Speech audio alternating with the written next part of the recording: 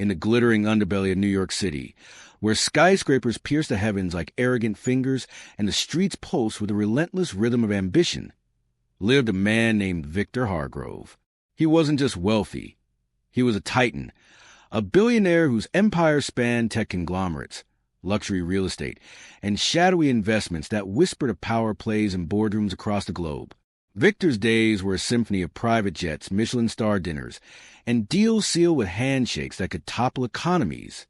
But beneath the tailored suits and facade of unassailable success, there was a void, a hollow echo that no amount of zeros in his bank account could fill.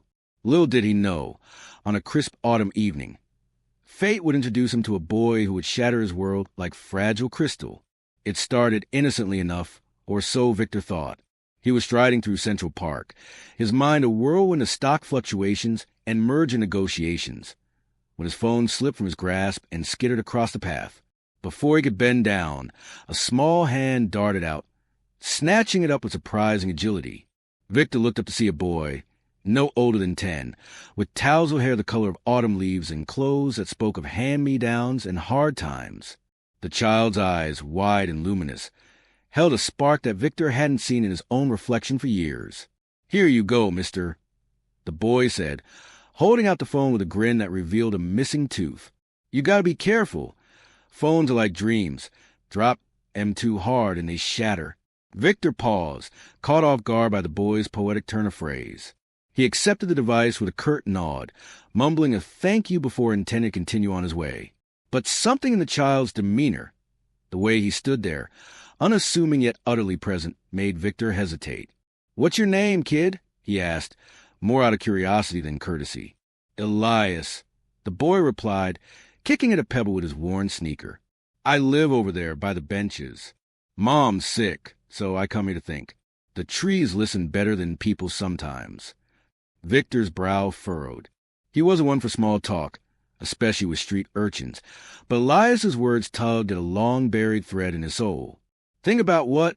he found himself asking, surprising even himself.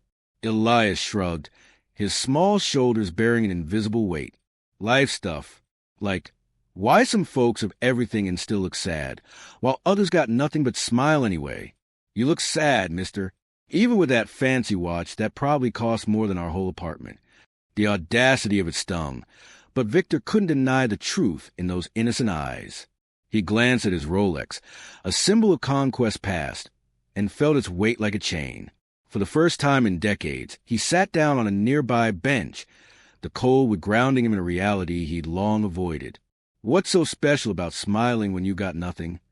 Victor challenged, his voice laced with the cynicism of a man who'd clawed his way to the top. Elias plopped down beside him, pulling a crumpled apple from his pocket and offering half.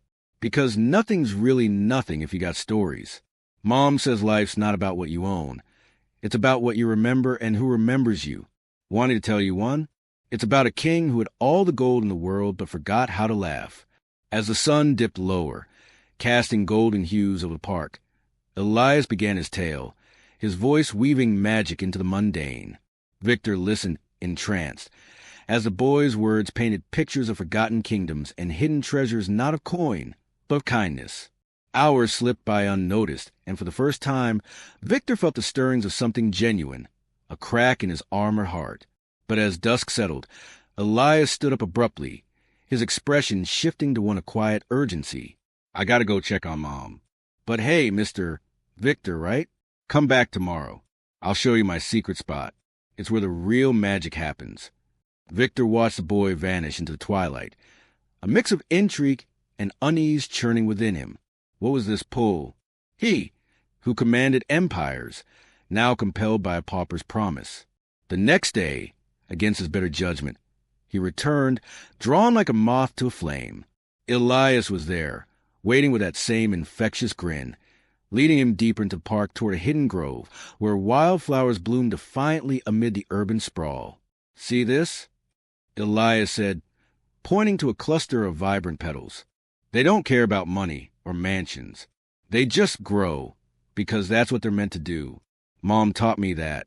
She's the smartest person I know, even if the doctors say—" His voice trailed off, And Victor noticed a shadow in the boy's eyes, a glimpse of the hardship that lurked beneath his optimism. "What do the doctors say?" Victor pressed gently, his business acumen giving way to an unfamiliar concern. Elias sighed, sitting cross-legged on the grass. "Cancer. Bad kind. We can't afford the fancy treatments, so we make do with hope and herbs. But hope's free, right? That's why I collect things, little treasures to remind her of the good stuff." From his pocket, Elias produced a handful of oddities. A shiny pebble, a feather, a twisted root that resembled a dragon. Each had a story, each a lesson wrapped in simplicity. Victor, who measured worth in portfolios and profits, found himself mesmerized. "Why share this with me?" he asked. "I'm just a stranger." "Because you look like you needed it," Elias replied simply. "And strangers are just friends you haven't laughed with yet." Over the following weeks, their meetings became a ritual. Victor cleared his schedule, unheard of for a man of stature, to wander the park with Elias, learning to see the world through unjaded eyes. The boy taught him to skip stones on the pond, to listen to the wind's whispers, to find joy in the flight of a butterfly. In return, Victor shared glimpses of his own life. The cutthroat boardrooms, the empty penthouse, the wife who'd left because his heart was buried under ambition. One rainy afternoon, as they huddled under a tree, Elias turned serious. "Victor, if you could have anything in the world, what would it be? Not money, something real." Victor pondered, rain pattering like applause around them. "Purpose," he admitted quietly. "Something that lasts beyond the next quarter's earnings." Elias nodded wisely. "Then let's find it. But first, you gotta meet Mom. She's the one who knows about real meanings." Reluctantly, Victor agreed, following Elias out of the park and into the gritty streets of the Lower East Side. They climbed creaky stairs to a modest apartment, where the air smelled of herbal tea and quiet resilience. There, in a dimly lit room, lay Maria, Elias's mother, a woman whose frail form belied a spirit as fierce as a lioness. Her eyes, mirrors of her son's, lit up at the sight of them. "So you're the billionaire my boy's been reforming," she said with a weak but warm laugh. "Come, sit. Let's talk about life, the kind that doesn't come with a price tag." As Victor settled in, Maria began to share her wisdom, stories of loss and love that peeled away as layers like an onion. But just as she revealed a pivotal secret from her past, one that eerily echoed Victor's own forgotten dreams, a sharp knock echoed at the door. Elias jumped up, peering through the peephole, his face draining of color. "It's the landlord," he whispered. "We're late on rent again," he said this time. The knock grew louder, more insistent, like the pounding of a debt collector's fist against the fragile door of their existence. Elias froze, his small frame trembling as he glanced at his mother, who managed a weak smile despite the pain etching lines across her face. "It's okay, Mijo," Maria whispered, her voice a thread of steel wrapped in velvet. "Go let him in. We've faced worse than Mr. Harlan." Victor rose instinctively, his billionaire instincts kicking in, the ones honed from hostile takeovers and ruthless negotiations. "Let me handle this," he said firmly, striding toward the door before Elias could protest. He swung it open to reveal a burly man in a cheap suit, his face reddened with impatience and the chill of the hallway. "You're late again," the landlord snarled, eyes narrowing as he took in Victor's impeccable attire.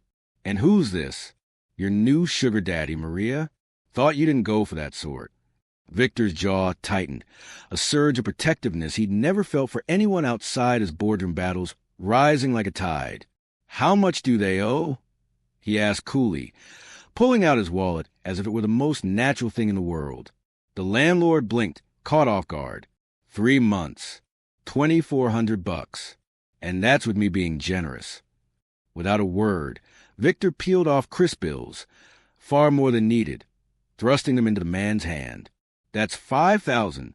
Covers the next few months in advance.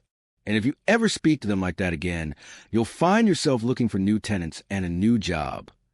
Mr. Harlan stared at the money, greed warring with pride on his face, before he muttered a grudging thanks and shuffled away.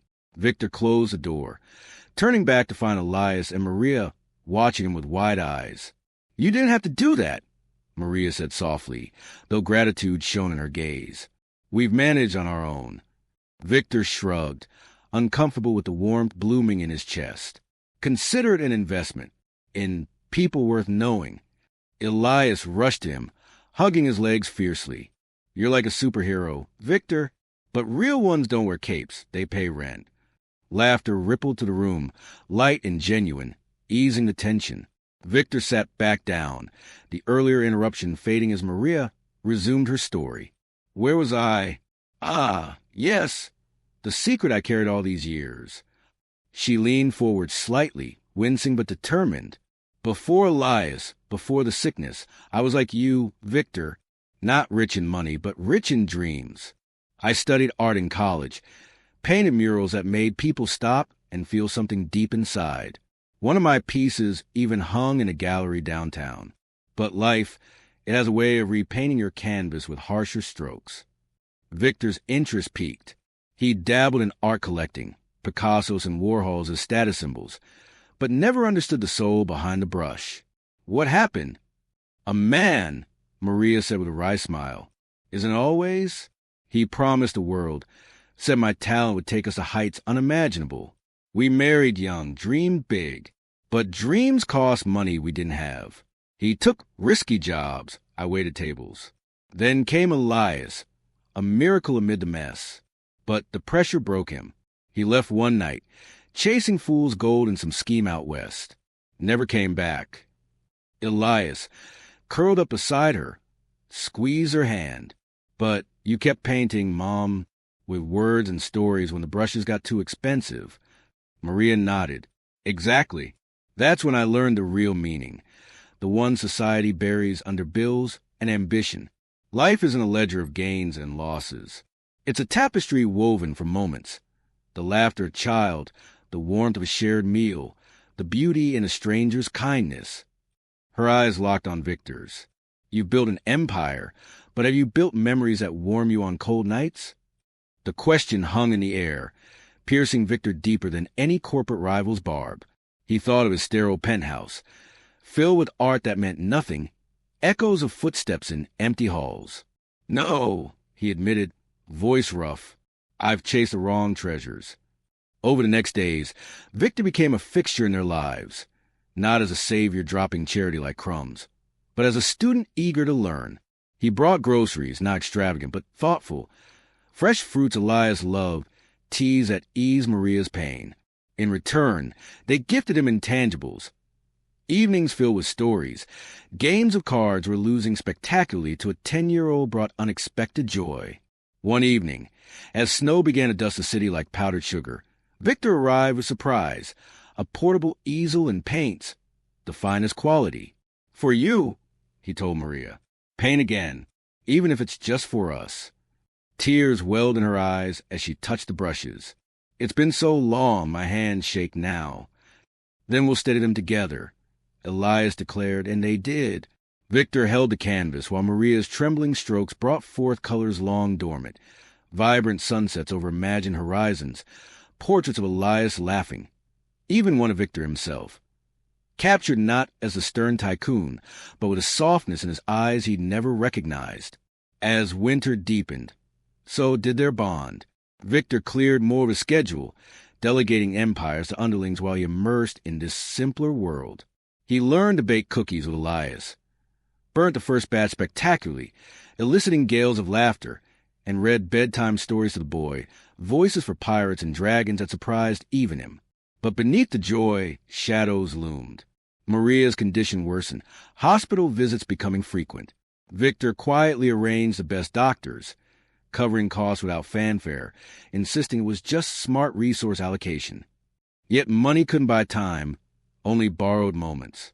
One crisp December night, as they decorated a scraggly Christmas tree scavenged from a curb, adorned with handmade ornaments and strings of popcorn, Maria pulled Victor aside.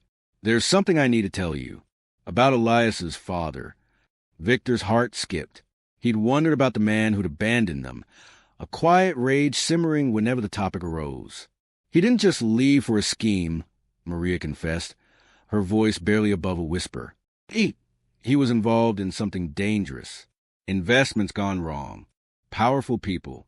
I think he ran to protect us. Victor's blood ran cold. His world of high finance wasn't always clean. He'd skirted edges himself. "Who?" he pressed. Maria hesitated, glancing at Elias humming carols by the tree. "A name from your circles, I believe. Hargrove Enterprises. Your father's old partner. Before the fallout." The room spun. Victor's father had built the foundation of his wealth on deals shrouded in rumor. Partnerships dissolved amid whispers of fraud. Could it be? Before he could respond, Maria clutched her side, pain flaring. Elias rushed over as she gasped. "Mom? Mom." They called an ambulance, the night fracturing into sirens and sterile hospital lights. Victor paced the waiting room, mind reeling from revelations and fear. Hours later, the doctor emerged, face grim. "She's stable for now, but it's spreading faster. Weeks, maybe less without aggressive treatment. The kind that's experimental, costly." Victor didn't hesitate. "Do it, whatever it takes."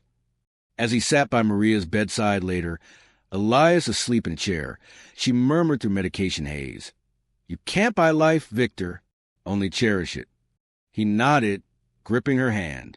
But in his mind, plans formed, digging into old records, confronting ghosts from his family's past. If Elias's father had ties to his empire, perhaps redemption lay there too. The next morning, Victor returned to his office for the first time in weeks, rifling through archive files. Dust-covered boxes revealed letters, contracts, names that chilled him. One in particular, a man named Rafael Cortez, vanished after a deal sour with Hargrove Sr. Rafael Cortez, Maria's maiden name was Cortez. It clicked like a lock tumbling open. Elias's father wasn't disconnected. He might still be alive, hidden away. Or worse. Victor's phone buzzed, an unknown number. He answered cautiously. A voice, hoarse and distant. "If you're poking into the past, Hargrove, stop. Some debts aren't paid with money. And that boy, he's leverage." The line went dead. Victor stared at the receiver, heart pounding. Threats from shadows long buried. He raced back to the hospital, bursting into Maria's room to find Elias gone. Only a note scribbled in child handwriting. "Went for hot chocolate. Back soon." But as minutes ticked into hours, panic set in.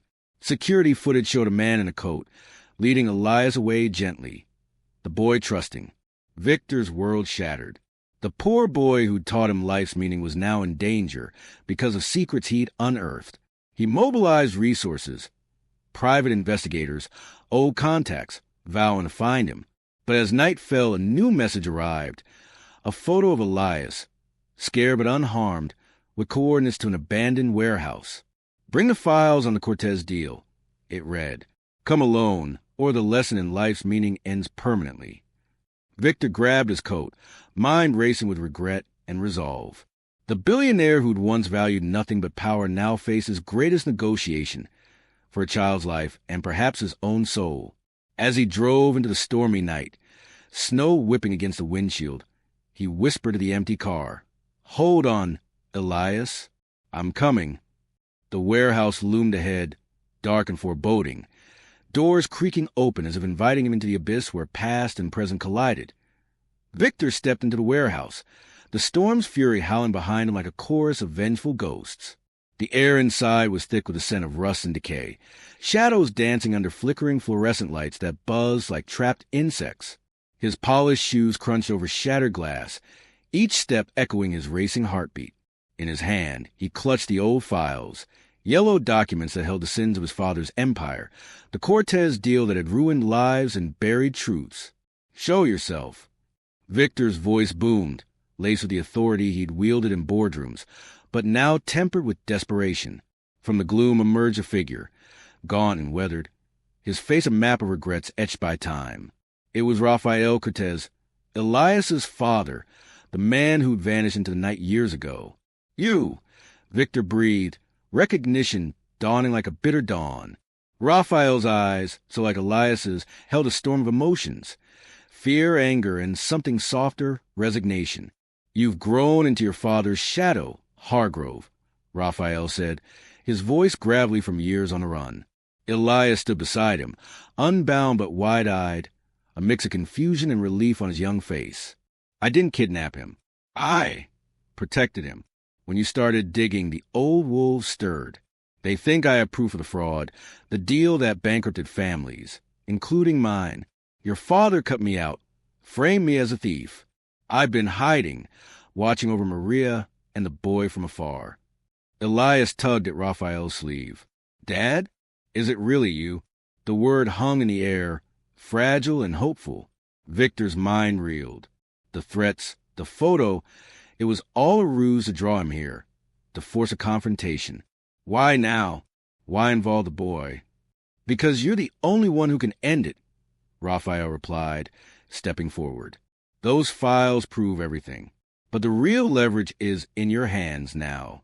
Destroy them and the past dies. Or expose it, and we all burn, me, you, even Elias if they come for us. A tense silence enveloped them, broken only by the distant thunder. Victor glanced at Elias, the boy who taught him to see beyond ledgers and losses. In those luminous eyes he saw not just a child, but a mirror of his own lost innocence. The billionaire who'd amassed fortunes suddenly understood. True wealth wasn't in vaults or victories, but in the fragile threads connecting hearts. No, Victor said firmly, tearing the files in half with deliberate slowness. Papers fluttered the ground like fallen leaves, secrets scattering into oblivion. We end it differently, not by hiding or destroying, but by rebuilding. I'll use my resources to clear your name, Raphael. Legally, quietly. No more running. Raphael's shoulders slumped, tears tracing paths down his cheeks. For Maria? For the boy? For all of us, Victor affirmed. Elias broke free, running into Victor's arms, his small body shaking with sobs that turned to laughter, a sound pure and healing. They left the warehouse together, the storm abating as if the heavens approved. In the car, Elias chattered excitedly about reuniting with his mom, while Raphael sat in stunned silence, a ghost reclaiming his form. Victor drove them straight to the hospital, where Maria waited, her frail form propped up in bed, eyes widening in disbelief as Raphael entered. Raphael, she whispered, her voice a fragile melody. He knelt beside her, taking her hand, words tumbling out in a torrent of apologies and love rekindled. Elias climbed onto the bed, the family whole for first time, a tapestry mended by fate's unlikely weaver, Victor. In the days that followed, miracles unfolded. Victor funded Maria's experimental treatment, the best minds in medicine converging on her case.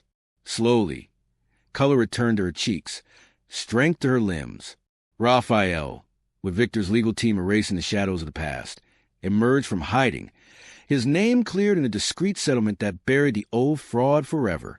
But the true transformation was in Victor. He sold off chunks of his empire, channeling billions into foundations for the underprivileged, scholarships for dreamers like Elias, clinics for the ailing like Maria, homes for the lost like Raphael. His penthouse, once a lonely fortress, became a hub of warmth, filled with laughter during weekly dinners with his newfound family. One spring evening, months later, they gathered in Central Park, the same grove where Elias had first shared his secrets. Wildflowers bloomed brighter, as if celebrating their return. Maria, now in remission, painted a mural on a portable canvas. A billionaire and a boy, hand in hand, surrounded by symbols of hope, apples' feathers, twisted roots turned dragons. Look what you've built, Maria said to Victor, her eyes sparkling. Not towers of steel, but bridges of the soul. Elias, growing taller, wiser, grinned that gap-toothed smile, now filled with new teeth. Remember Victor? Life's about stories and smiles. You got the biggest one now. Victor nodded, feeling the void in his heart filled to overflowing. He'd learned that the real meaning of life wasn't in accumulation, but in connection. Not in power, but in purpose. Not in wealth, but in the willingness to give it away. As the sun set, painting the sky in hues of gold and crimson, he realized this poor boy hadn't just taught him. He'd saved him. Years passed, and the story of Victor Hargrove became legend, whispered in boardrooms and back alleys alike. The billionaire who traded empires for empathy, fortunes for family. Elias grew into a young man, attending college on a scholarship Victor endowed, studying art and philosophy, carrying forward the lessons of kindness. Maria and Raphael rebuilt their life together, their love stronger for trials, opening a small gallery where her paintings inspired countless souls. Victor, no longer the titan of isolation, found love in unexpected places, perhaps a curator of that gallery, or simply in the quiet joy of mentoring kids like Elias once was. But the heart of it all remained that chance encounter in the park, a dropped phone, a helping hand, a boy's wisdom piercing the armor of affluence. In a world obsessed with more money, more status, more everything, Victor's journey reminded us that less could be infinitely richer when shared with open hearts. As twilight embraced the park, Victor sat on that same bench, Elias, now a teenager, beside him. What if I hadn't dropped that phone? Victor mused. Elias chuckled. Then fate would have found another way. Life's like that, full of hidden paths leading to where we're meant to be. And in that moment, under a canopy of stars winking like forgotten treasures, Victor Hargrove truly understood. The real meaning of life was not a destination, but the beautiful, messy journey of discovering it together. It was in the smiles amidst sorrow, the strength and vulnerability, the magic and the mundane.